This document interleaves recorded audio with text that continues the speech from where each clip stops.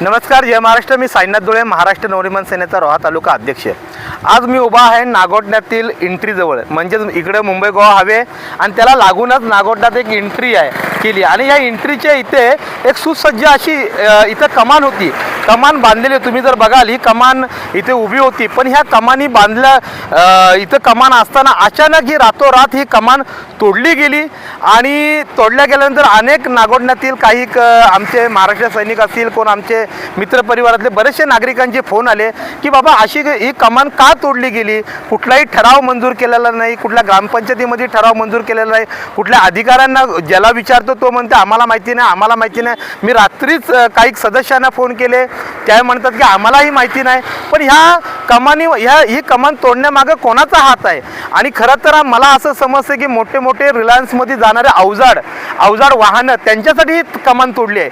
असे कुठले कायदे आणि कुठल्या मशिनरी यांनी इथं लावल्या आणि कुठल्या अशा मशिनरी आहेत ज्याची मशिनरी आहेत त्यांना पण ताब्यात घेतलं जावं, ज्यांनी कोणी तोडली त्यांना ताब्यात घेतलं जाणं आणि ह्यांच्याकडे कोणकोणते अधिकारी यांना ह्याच्यात सामील आहेत अशा प्रत्येक अधिकाऱ्यांवर कठोर कारवाई करावी.